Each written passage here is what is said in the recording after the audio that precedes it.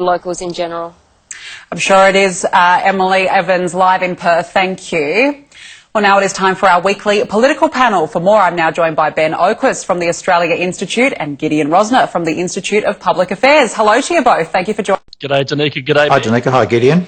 Great to have you both on. Thank you for your time. Now, let's begin, of course, with the Prime Minister's roadmap to recovery, the announcement that we saw on Friday, the three-step plan. Ben, we'll start with you. No doubt some green shoots in there to get our economy back on track.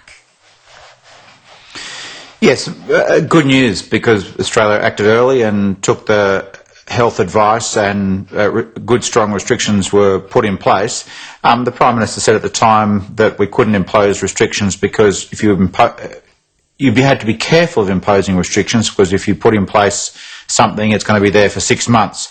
Well, that's not the case. Some restrictions have been in place only 6 weeks, and now we're talking about unwinding them because we've made a good health response. It does leave the wider economic challenge, though, confronting us, and there are worrying signs with predictions from Treasury and the RBA fall 10%. Yes, restrictions should be being lifted carefully and slowly.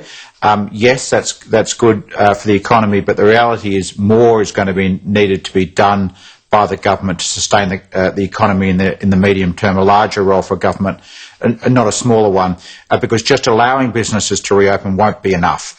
We all know that. As the Treasurer himself has said, unemployment tends to go up in an elevator and down the stairs. I'm particularly interested in what the government's COVID Coordination Commission is doing. We're not hearing much about it, and that's a shame, because the government's given us enormous responsibilities. It is appearing before the Senate Select Committee this week. Thank goodness that's been set up. We've got no terms of reference, no transparency. It's been stacked with mining industry executives. We doesn't even have much experience in tourism or the arts. We need to blowtorch put on that coordination commission if it's being charged with charting us out of this recovery, because there are many sectors of the economy that are suffering, not just tourism, arts in particular, and a lot more needs to be done by the government to support those sectors of the economy. Yeah, a lot of sectors are certainly very much so under pressure at the moment. Gideon, we know it is up to the states and territories to implement a timeline for this and a time frame. You're in Victoria, of course. Victoria at this point. Don't remind me. Yeah, don't remind me. We've seen, protests today as well. People, sick of the self-isolation. Take us through your thoughts on this, and especially living in Victoria right now, the only state that hasn't made that announcement yet. Well, look, I'd give the roadmap released by Scott Morrison about a 7 out of 10. I think it makes sense. I think it shows a progression of things to reopen. I'd like to see the hospitality sector be brought online sooner, and as usual, I think pubs are dry a little bit. But you're right, Danica, the timing is entirely in the hands of the states, and this actually shows more than anything else the political genius of Scott Morrison. From now on, every petty restriction and stupid rule for which Scott Morrison has been dealing with bearing the brunt of the pain can now be squared directly on the states. It's up to them to end restrictions and manage the health system, by the way, and it gives Scott Morrison the space to focus on his strong suit, which is the economy. He can talk about what a coronavirus economy looks like, whether it be finally cutting taxes on companies in Australia to make us internationally competitive, whether it be clearing the $176 billion worth of red tape that is holding Australia back long before this crisis, whether it be overhauling the IR system to make it easier to hire people and to take a big bite out of the soaring unemployment figures. And now the state premiers, not least of all Daniel Andrews, will have to say when are restrictions going to be waiting for, and most importantly of all, what evidence are they relying on? Is it the sober and reliable evidence of somebody like Brendan Murphy, or is the highly politicised advice given by a loose cannon like Annalise Van Diemen? Well, you raise a good question, and do feel for you there in Victoria. Hopefully you might get some clarification soon. Let's move on now to this increasing spat between China and Australia. Ben, now China is threatening to slap Australia with tariffs over a separate matter. Australia is still pushing forward with wanting an inquiry into the origins of COVID-19. You'd think, though, it's a no-brainer. People deserve to perhaps know where the virus started from. Yes, of course, the world needs a a thorough review and assessment, as the government has been saying, about where the virus came from and how to prevent them in the future.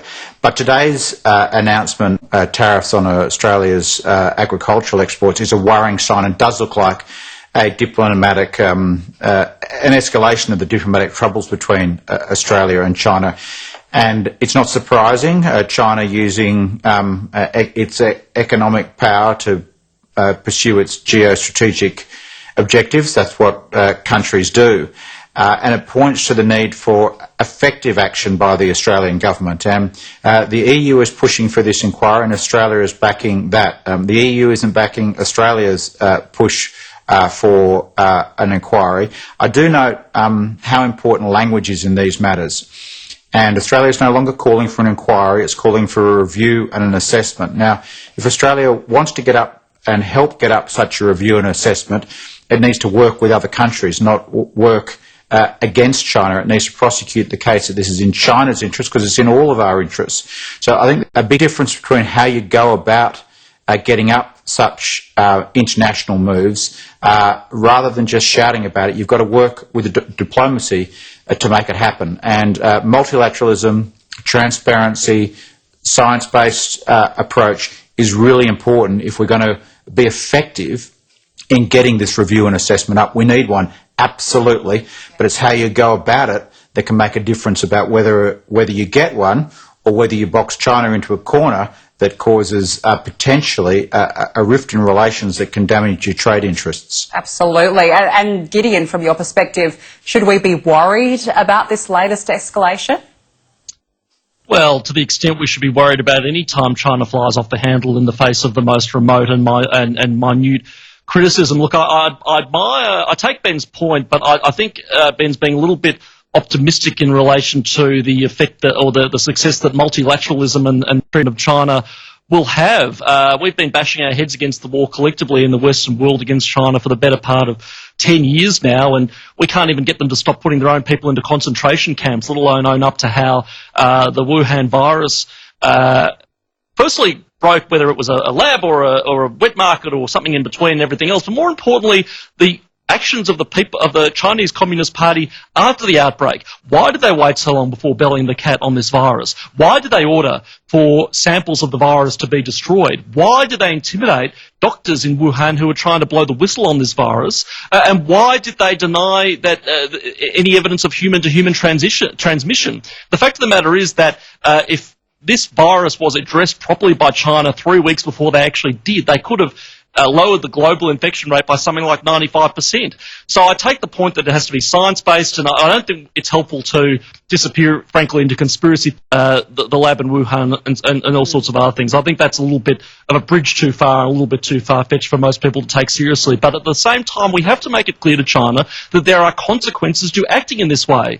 And while we've let them exploit every global forum from the WHO and WTO down over the last few decades, they need to learn that being invited into the multilateral global community involves responsibilities as well as rights, and they have a responsibility to be transparent in how this all erupted in the first place. Absolutely, absolutely. Final word from both of you. We are running out of time, but I just want to touch on the Eden-Monaro by-election. I mean, this week it's been quite a saga, really. Firstly, John Barilaro said he won't put his hand up, will put his hand up, then didn't. Andrew Constance would run the day after he pulled out, saying he changed his mind after the Daily Telegraph reported that Mr Barilaro had used a crude word to describe him to colleagues.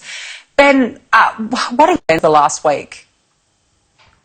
This is schmozzle and a debacle, and the coalition couldn't have had a worse start to a by-election. But for them, of course, it's how you finish, it's not how you start. The Speaker will set the by-election date, and I presume a by-election date will be set that suits the government better than the opposition, so I'm watching that closely. It's an important by-election for both the government and the opposition, remembering it wasn't too long ago that this electorate faced the brunt of the bushfires and a deep disappointment with how the government handled it. And the Australia Institute research at the time showed across Australia, there was a big concern about those bushfires and climate change, with some 2/3 of the population recognising that bushfires were being made worse from climate change. So I'm very interested in how that issue plays out. Obviously, coronavirus and the government's economic response, economic support back too quickly, that's likely to cause a backlash in an electorate that's already suffering because of those bushfires, and they know they suffered because those bushfires were made worse from climate change. So the Prime Minister's going to have to get back into those issues, and that'll be interesting to see how that plays out. Absolutely. It's a by-election to watch. Gideon, final word from you. I mean, how would you describe the week that's been?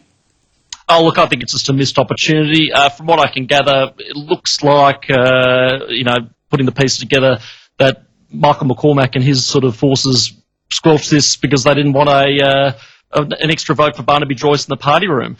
John Barilaro would have been a great person to have in Canberra. He's been talking about the renewable energy racket for a long time. He was the first to come out and say that Malcolm Turnbull was a dud, and as I just said, he would have been another vote for Barnaby Joyce in the Nationals party room, and I think bringing Barnaby Joyce back would be a very, very good thing for Australia. So it's sad, it's a missed opportunity, but I had on last week, Danica, my bet on Labor at $2.55 is looking pretty good. Well, there you go. We'll certainly be seeing if your bet is correct. Ben Oquist and Gideon Rosner, both, thank you so much for your time. Thank you, Danica. Thanks, Danica. Thanks, Gideon.